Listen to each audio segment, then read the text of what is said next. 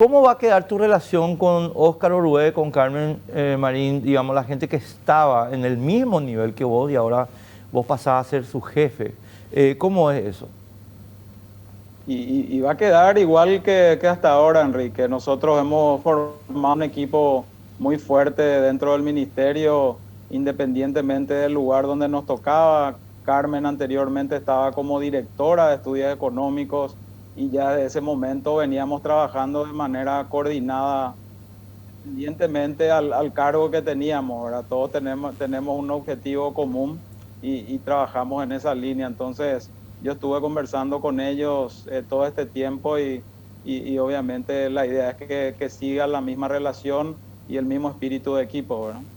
Pero, o sea, digamos, no hay ningún resquemor, no hay nada, porque como los tres eran candidatos a ministro, digo yo, no sé, de repente uno se queda medio frustrado, ¿no? ¿Por qué no fui yo o algo por el estilo, verdad? Digo, no sé, me estoy figurando. No, para nada, Enrique, ¿verdad? Y te cuento una infidencia, ¿verdad? Óscar Orué, cuando yo estaba como director de Tesoro, él era jefe de un departamento, así que tenemos una muy buena relación independientemente al cargo que hoy nos toca ocupar, ¿verdad? Y con Carmen también, como te decía, ¿verdad? En los distintos cargos que ella ocupó en la Subsecretaría de Economía, siempre hubo una muy buena relación, ¿verdad? Así que para nada creo que eso va a afectar el hecho de que hoy esté al frente del ministerio, porque como te decía, detrás nuestro siempre hay todo un equipo y el trabajo siempre fue de manera cordial, ¿verdad? ¿Ya tenés pensado quién te va a suceder en el lugar que vos estabas?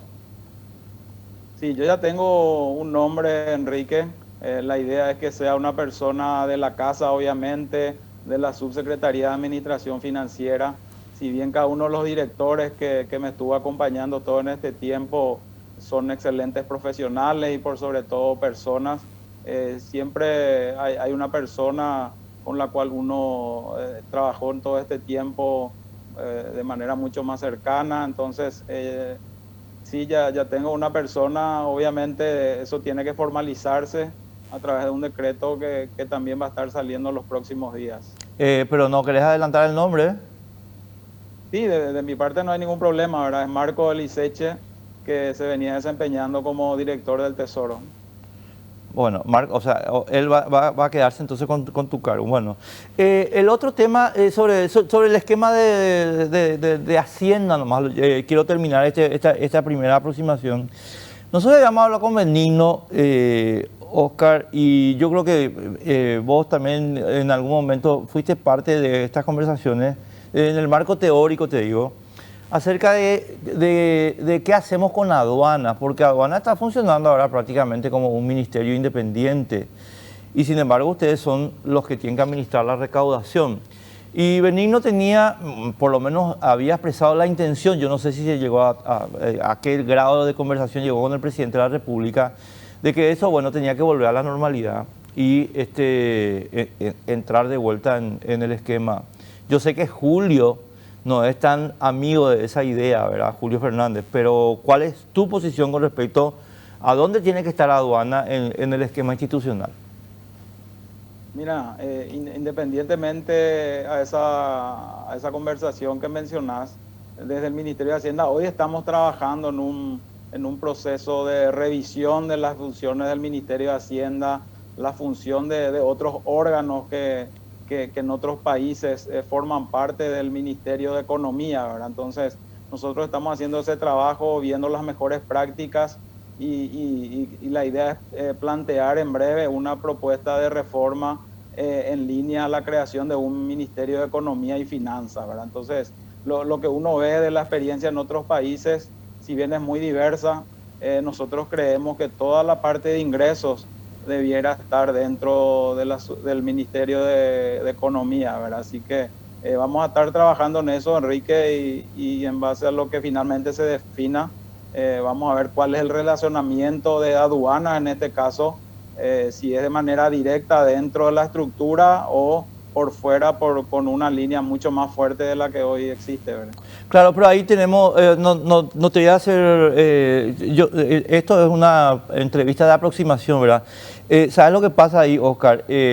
Hay una disfunción institucional si aduanas se mantiene fuera. A ver, Yo entiendo desde el punto de vista humano, pero también desde el punto de vista político, ¿verdad? ¿Por qué la dirección de aduana no quiere entrar de vuelta donde tiene que estar? Y también entiendo que un tipo que en realidad tiene un nexo directo ahora con la presidencia de la República en términos institucionales, y no estoy hablando de Julio en particular, sino el director de aduana, sea quien sea, tiene un nexo directo con el presidente de la República, obviamente va a tener bastante reticencia a someterse, digamos, a una estructura donde él sea, digamos, una tercera línea en el Poder Ejecutivo o una cuarta línea, porque tal vez tiene que estar debajo de tributación. Entonces, ese tipo de esquema yo creo que sí ya hay que explicitar, porque verdaderamente creo que la situación actual, donde aduanas, imagínate que tiene un porcentaje importantísimo de la recaudación, está fuera del ministerio, es ridículo, perdóname, pero es ridículo.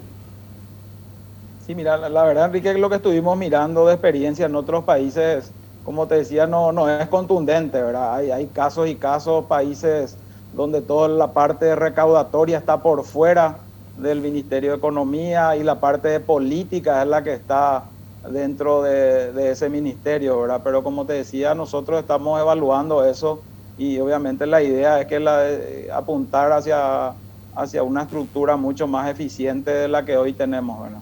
Claro, ahora, yendo al tema de la creación del Ministerio de Economía, porque el domingo lo estuvimos hablando también con Benigno, y quiero plantearte una cuestión. A mí nomás me preocupa que cambiemos 6 por media docena. Te voy a dar el ejemplo concreto que tengo en la cabeza cuando te digo esto. Resulta que vos tenés en varios países, Argentina, Brasil, no sé, se crea el Ministerio de Economía, pero después se tiene que volver a crear un Ministerio de Finanzas, justamente para el tema de recaudación y compañía. Entonces, al final, ¿para qué se hicieron los cambios?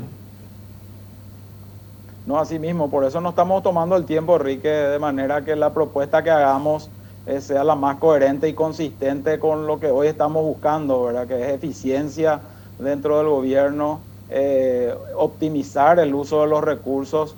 Entonces, todas esas cuestiones son las que estamos evaluando antes de presentar una propuesta mucho más concreta.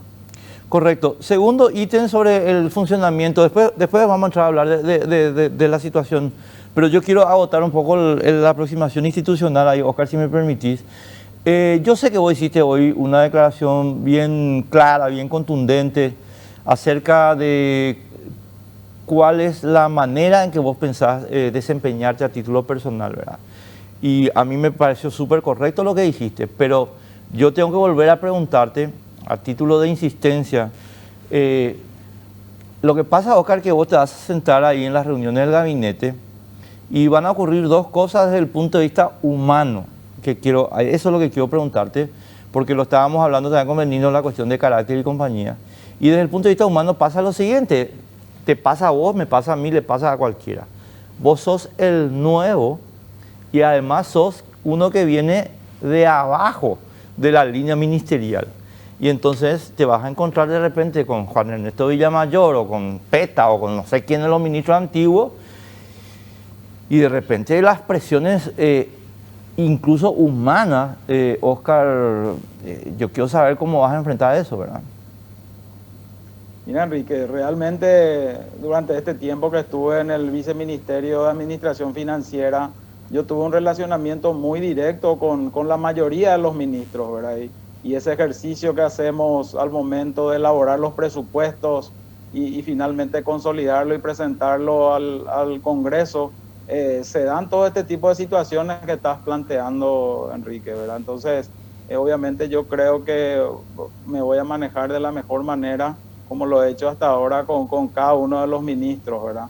Obviamente partiendo de la realidad, de lo que se puede hacer y de lo que no. Entonces yo voy a seguir en esa línea, Enrique, y si obviamente los ministros, autoridades no entienden eso o creen que tratando de forzar ciertas situaciones se pueden conseguir cuestiones que por ahí en su momento nosotros no dimos su visto bueno favorable, entonces va a ser obviamente complicado el relacionamiento, ¿verdad? Pero como te decía, yo creo que dialogando con todos y por el ejercicio que ya tuve con cada uno de ellos, no veo que haya mayores inconvenientes.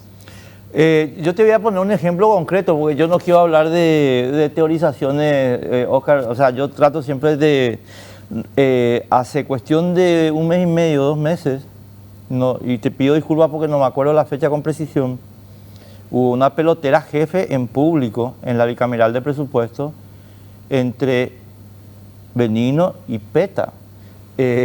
Entonces, vos decís, espera un poco, los perros pero son todos pacíficos ahí, nada que ver, ¿entendés? O sea, está cada uno haciendo presentaciones que son muy, comprensibles desde el punto de vista de qué intereses están representando y compañía.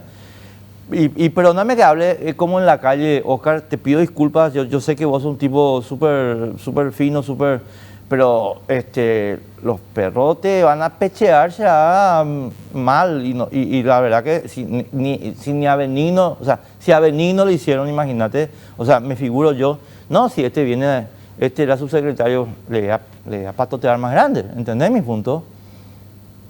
Sí, bueno, Enrique, mira, lo concreto es que en todas estas cuestiones relacionadas al presupuesto y cuestiones del Ministerio de Hacienda, siempre tuvimos el respaldo del presidente, ¿verdad? Finalmente es el presidente el que toma las decisiones y en el caso particular que mencionaste, la discusión se dio en torno al presupuesto que presentó el Poder Ejecutivo, no el Ministerio de Hacienda. Entonces, básicamente nosotros lo que hacemos es defender el presupuesto del presidente, ¿verdad? Entonces, si las personas no quieren entender eso, obviamente se va a generar este tipo de situaciones, ¿verdad? Pero son cuestiones muy aisladas, Enrique, las que estás mencionando. Tuvimos varias reuniones con presencia del presidente y con cada uno de los ministros donde el presidente bajó línea y finalmente el Ministerio de Hacienda también presentó a cada uno de ellos el anteproyecto de presupuesto que finalmente fue el que se envió al Congreso, ¿verdad? Entonces, acá la clave está en el apoyo del presidente que siempre lo ha dado al Ministerio de Hacienda. Correcto. Oscar, yo quiero terminar esta ronda sobre la situación institucional preguntándote sobre la que creo que es la más importante de todas. Digamos, esto que estábamos hablando de aduanas, de las subsecretarías, de los otros ministros, son importantes, pero hay una coordinación que la Constitución de nuestro país define como la más importante y es entre Hacienda y Banco Central. ¿Cómo es tu relación con José Cantero y con los muchachos del Banco Central? Yo sé que con Humberto obviamente tenés un trato súper de privilegio, súper cercano, ¿verdad? Pero José y los otros miembros del directorio. Mira, la relación con el Ministerio, entre el Ministerio de Hacienda y el Banco Central siempre es buena, Enrique, ¿verdad? A mí me tocó estar en la Subsecretaría de Economía, donde hay un relacionamiento mucho más directo con algunas áreas del Banco Central y siempre se dio de manera cordial, ¿verdad? Ocupando el cargo de viceministro, también me tocó participar en varias sesiones del equipo económico donde forma parte el Banco Central y también siempre el diálogo que tuvimos con ellos fue óptimo, ¿verdad? Obviamente siempre respetando la independencia del Banco Central, pero entendiendo también que es una entidad clave en todo este proceso y dentro del marco económico de un país, ¿verdad? La política monetaria y la política fiscal se tienen que llevar de la mano y tienen que actuar de manera coordinada para poder generar los resultados que uno espera siempre, ¿verdad? Claro, ahí entro en el segundo ítem, en el segundo esquema de cuestiones que quiero consultarte, porque acá tenemos un problema y después vamos a entrar en el tema de la AFD, pero tenemos un problema, Oscar, ya lo hablamos contigo, pero ahora vos sos ministro de Hacienda, y es que en los números que se publicaron hoy en los medios de comunicación tenemos que nuestro país está relativamente muy bien en términos macroeconómicos, tenemos crecimiento del sector primario, creo que un buen desempeño del sector secundario, pero tenemos una caída grosa del sector terciario, que es el generador de demanda, el generador de empleo y que es el generador de movilidad social. Y ese sector tiene una caída de 6-7%. Y en consecuencia, ahí viene la cuestión que quiero plantearte sobre el Banco Central. Nosotros tenemos, yo por lo menos tengo una crítica que le estoy haciendo al Banco Central desde mayo, te diría, acerca de que acá hay un problema regulatorio que impidió hasta el momento que el sector terciario reciba el impulso, el apoyo, el soporte que necesitaba para no generar esta caída. Y yo creo, mi querido Oscar, que el BCP sigue sin ver esa cuestión. ¿Cuál es tu valoración? Mira, Enrique, toda esta cuestión relacionada a la dinámica de los créditos, que obviamente eran un factor clave en todo este proceso de la emergencia, son cuestiones que se discutieron dentro del equipo económico. Yo creo que el Banco Central tomó las medidas adecuadas y resultado de eso, Enrique, creo que son los números últimos que publica el Banco Central, como así también todos esos indicadores de actividad económica de los últimos meses, ¿verdad? Yo creo que el problema con ciertos sectores, principalmente de las pequeñas y medianas empresas, viene por otro lado, ¿verdad? Hay que entender de que hay un alto grado de informalidad en esos sectores, que los bancos, que son los que finalmente hacen los préstamos, prestan el dinero de ahorristas.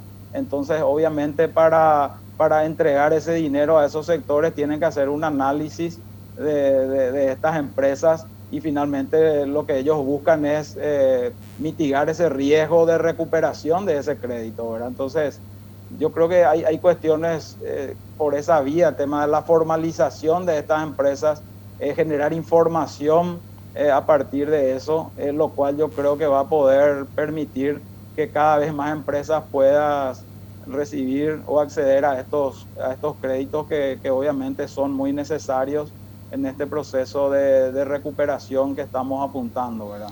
Lo que nosotros estamos haciendo y planteando dentro del plan de recuperación, el plan Yapugá, es dar un mayor énfasis en la banca pública, que tanto el Banco Nacional de Fomento, el Crédito Agrícola de Habilitación puedan llegar de manera directa a estos sectores, obviamente, como te decía, siempre haciendo los análisis de riesgo correspondientes, ¿verdad? Porque si no, finalmente las probabilidades de recuperación de ese crédito pueden ser nulas, y finalmente vamos a estar generando una inestabilidad también en el sistema financiero, ¿verdad? Entonces, por querer solucionar una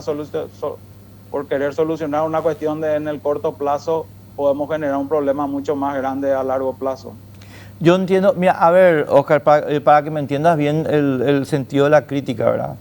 Yo creo que el Ministerio de Hacienda tiene la película más clara que el Banco Central. Y lo digo con mucho respeto, porque yo creo que José es un tipo que entiende muchísimo, y ni que hablar Humberto, no estoy haciendo ningún juicio de valor sobre su capacidad, pero sí estoy haciendo un cuestionamiento sobre lo que decidieron priorizar, ¿verdad? Y yo creo que Hacienda está más cerca de lo que la gente está esperando que el BCP. Pero ahí viene una cuestión con respecto al señalamiento que vos estás haciendo, que nos muestra un poquito que hay un desfasaje entre las dos cosas. Y paso a explicar rapidísimo. Si el problema era la formalización para, proporcionar el soporte, es increíble que no haya habido un plan agresivo de formalización.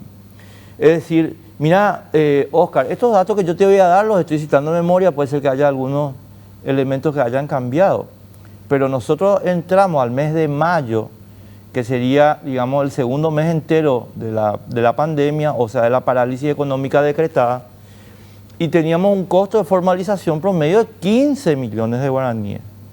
Y hoy, que estamos 29 de octubre, tengo entendido que sigue siendo ese mismo costo. ¿Qué quiere decir? Que en el medio de todo este proceso no se tomó ninguna medida para reducir el costo, para decirle a la gente, señores, vengan, porque si vienen les podemos ayudar. En síntesis, hay como una especie de doble discurso, ¿verdad? La formalización es el impedimento, pero no hicimos nada para promocionarla. Mira, Enrique, la formalización lo que va a permitir es que las empresas a partir de ese momento empiecen a generar información en cuanto a su capacidad de facturación y a otras cuestiones que finalmente son los indicadores que utilizan los bancos al momento de analizar, ¿verdad?, la pertinencia o no de ese préstamo. Obviamente que una empresa que se formaliza hoy igual no genera esa información que es necesaria para el sistema para tomar esa decisión, ¿verdad? Nosotros, por otro lado, sí avanzamos en un proceso de formalización Hay números de la Subsecretaría de Tributación que hablan de más de 30.000 nuevos RUC que ellos emitieron durante este proceso. Obviamente el tema de los costos hay que encararlo por algunas reformas legales, principalmente por el lado de los costos de las empresas para acceder al sistema de protección social, ¿verdad? Entonces todas esas cuestiones están siendo analizadas, Enrique, pero como te decía, el hecho de que una empresa se formalice hoy tampoco creo que iba a solucionar ese inconveniente de información que tienen las entidades financieras al momento de entregar estos préstamos, ¿verdad? Claro.